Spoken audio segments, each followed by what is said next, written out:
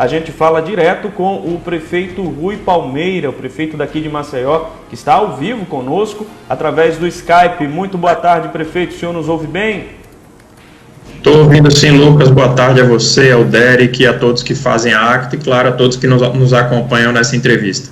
Primeiramente, a gente gostaria de falar para o senhor os mais sinceros sentimentos pela perda recente do seu pai.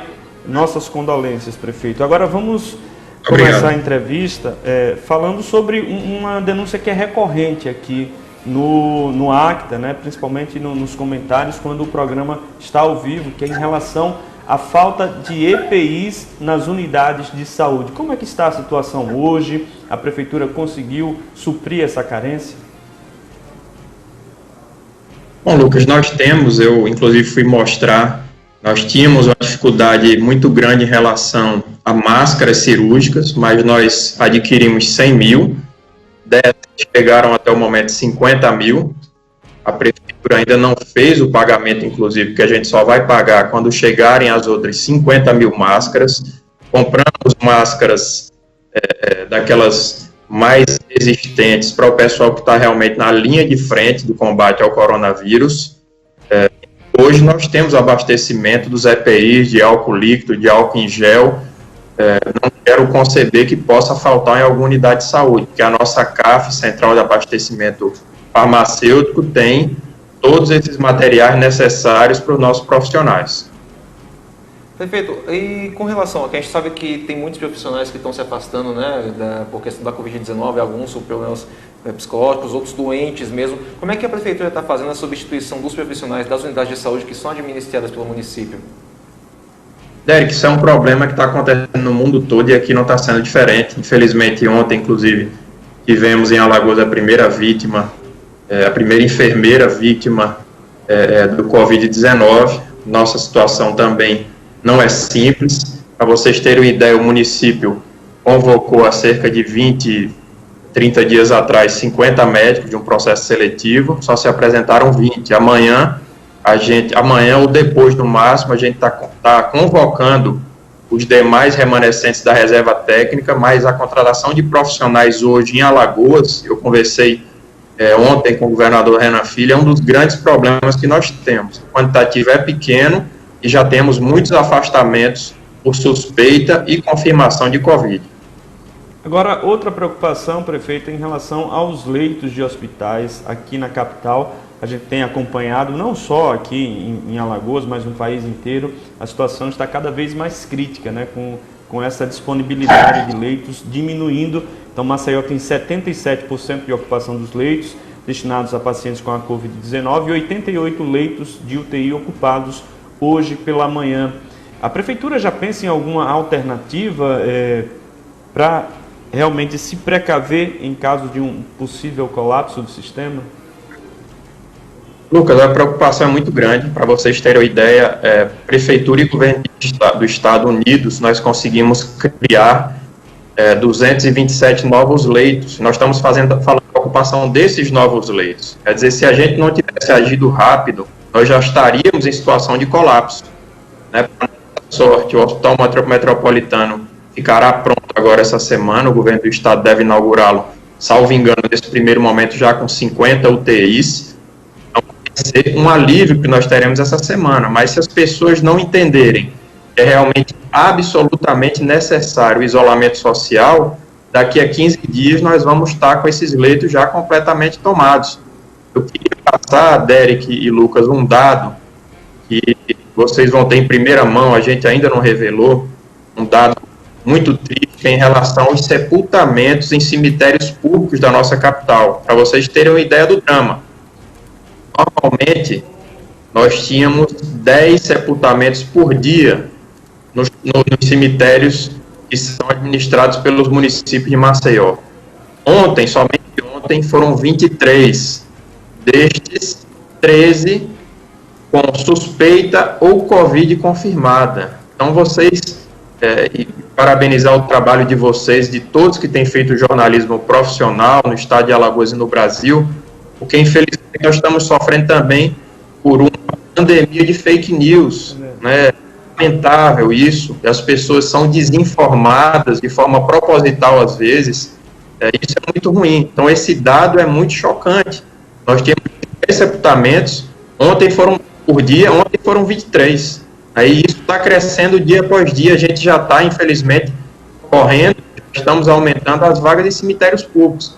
Quando nós imaginaríamos que a gente teria que correr para ter mais vagas, não só em hospitais, mas também em cemitérios? Absolutamente lamentável, a gente precisa realmente contar com a consciência de cada um para permanecer em casa. Prefeito, como você falou, tem essa questão de sepultamentos que estão crescendo também. O município tem se preparado para um possível aumento ainda maior desses sepultamentos, abrindo mais covas nos cemitérios? O que mais está sendo feito com relação a isso? Infelizmente, Derek, a gente está se preparando a isso já há cerca de 30 dias. Obviamente, a gente ainda não vinha falando em relação a isso, até para não despertar um pânico, mas infelizmente é a realidade que bate a nossa porta, e acho que é importante, sim, que a gente divulgue esse dado desse crescimento em mais de 100% de sepultamentos diários na nossa capital. Nós já estamos com um plano para aumentar a capacidade de alguns cemitérios da nossa capital, que já é um problema, né? A maioria deles já estão completamente tomados, mas a gente já está abrindo novas covas no cemitério São José, já temos um terreno novo que a gente já está limpando para transformá-lo em cemitério, uma área que é anexa a um outro cemitério aqui do município. São medidas, é até chato a gente falar desse tema, mas são ações absolutamente necessárias, exatamente porque as pessoas continuam sem respeitar o isolamento social. Não adianta a gente criar mais 100 leitos de UTI semana que vem, mais 200 depois, porque o crescimento da doença vai numa escalada que é impossível a quantidade de UTIs serem disponibilizadas na velocidade do crescimento da doença. Então, realmente é importante que as pessoas fiquem em isolamento e só saiam para atividades absolutamente necessárias. Agora, prefeito, como é que o senhor tem visto justamente o comportamento do maceioense em relação ao isolamento social, né? Porque a gente tem uma situação muito crítica, pois não, Derek? Só para complementar, só para a sua pergunta, se o prefeito também, quando o Lucas concluir, se o prefeito tem o índice de isolamento social na capital, que a gente tem no estado, que é de 45%, mas da capital a gente não tem o número exato, mas, por favor. Certo. Era isso que eu queria saber. Como é que o senhor tem analisado o comportamento do maceioense em relação ao isolamento social, e um fato que tem atrapalhado bastante, principalmente nos bairros mais afastados, onde a fiscalização de repente não chega com tanta agilidade assim. Existe uma previsão para endurecer as medidas antes de começar a relaxar em Maceió? Lucas, a gente nesse momento quer manter as medidas que já foram tomadas. A gente consegue enxergar que o isolamento melhorou durante essa semana. Por exemplo, a orla marítima, havia uma liberação para a prática de exercícios individuais.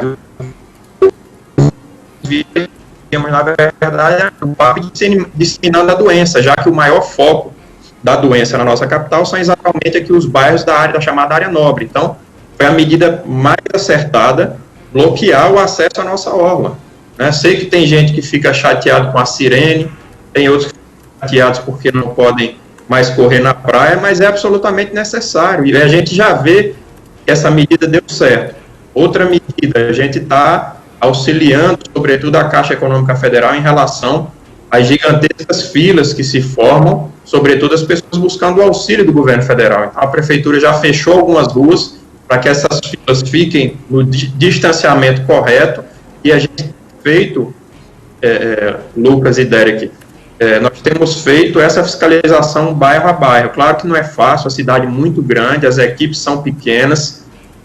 Ontem, por exemplo, eu dei uma rodada pela cidade, fui dar uma olhada em alguns pontos realmente ainda preocupam. Ali pelo Benedito Bentes a gente passou alguns pontos com muita fila, mas no momento que a Prefeitura tem sido chamada, inclusive pelos bancos, eu fiz uma conversa online outro dia com a Superintendência da Caixa Econômica, a gente está ali para auxiliar, mas claro que a responsabilidade tem que ser dessas instituições, contratando mais pessoal para auxiliar na desinfecção e no ordenamento dessas filas que têm sido realmente muito grandes.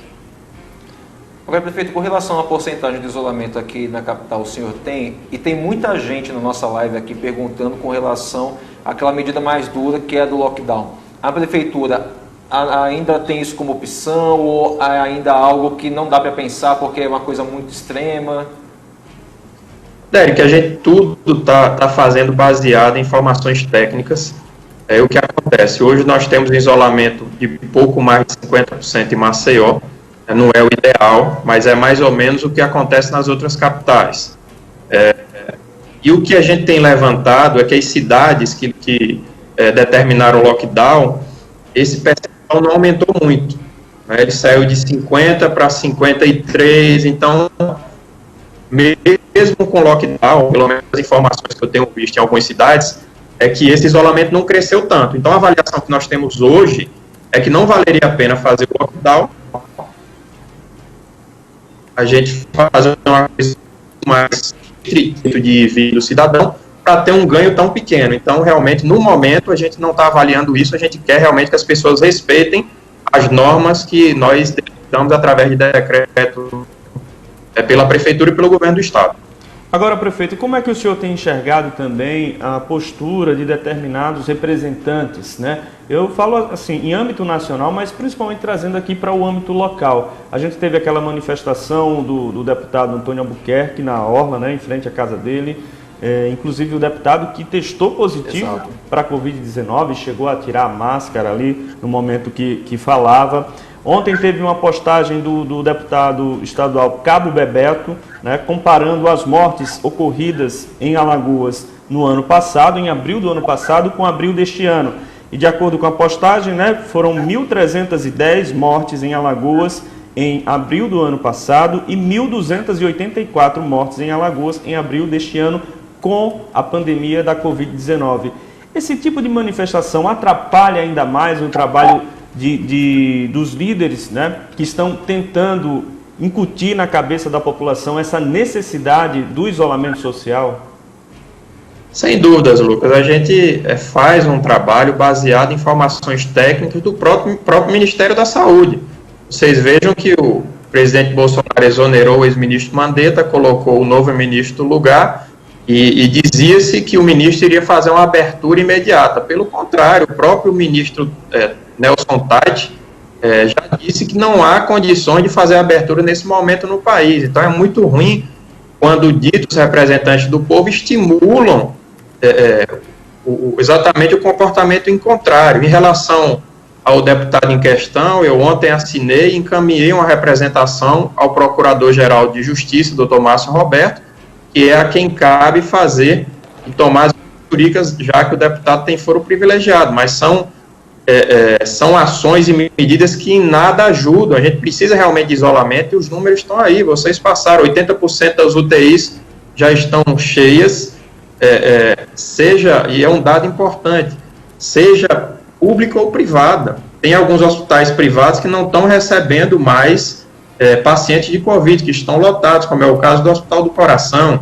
Então, muitas pessoas que hoje estão estimulando essa prática do não isolamento, que pessoas vão para a rua, e a Covid, eu ainda ouço esse tipo de bobagem, que a Covid é uma fake news, é uma invenção dos comunistas, né? Tem todo tipo de barbaridade que é dita, mas logo, uma pessoa próxima dessas pessoas vai precisar de um leito.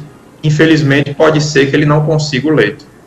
Prefeito, tem uma outra pergunta aqui na nossa live, o pessoal perguntando aqui da distribuição da merenda da rede municipal. Está acontecendo? Como é que está a situação? No primeiro mês, nós disponibilizamos 50 mil cestas básicas. Na verdade, a gente chamou de kit merenda, mas era uma cesta nutricional, uma cesta realmente com valor calórico e nutricional bastante elevado. Nós compramos e adquirimos isso com recurso próprio, porque o recurso da merenda ele é muito baixo, não daria para comprar aquela quantidade de alimento, né? Então, a gente adquiriu com recurso próprio, a gente já abriu uma compra para fazer de novas cestas nutricionais para os alunos da rede pública. A gente está esperando a finalização desse processo, mesmo sem a necessidade de licitação, é aberta uma concorrência de forma mais rápida, mas é necessária a concorrência. A nossa ideia é que nesse mês a gente consiga fazer novamente. O que acontece? Hoje nós temos dificuldades financeiras brutais. Nossa receita caiu 30%. Nós estamos aguardando ainda o apoio do governo federal, que deve ser feito em 4 parcelas, mas a gente ainda não tem noção de quando vai cair a primeira parcela, que é absolutamente necessário que venha o mais rápido possível para a gente dar continuidade à execução de programas como esse que são necessários, já que 90% dos alunos da nossa rede municipal são realmente de pessoas carentes. A gente quer fazer essa entrega novamente agora no próximo mês. Prefeito, em relação à área social, né, porque a gente tem a situação dos moradores de rua, a gente tem a situação daquela comunidade, daquela população que vive ali às margens da Lagoa também, Mundaú, né, ali no Dique Estrada, que é uma situação muito vulnerável. Como é que a assistência social tem trabalhado para tentar chegar nessas pessoas, né? Lucas, primeiro a gente montou, quando o governo federal lançou o aplicativo para a questão da ajuda emergencial de R$600, a gente sabia que muita gente não teria acesso a um telefone, a um computador. Então a gente montou nos nossos canais um grupo de trabalho para auxiliar as pessoas em baixar o aplicativo e conseguir receber esse recurso federal.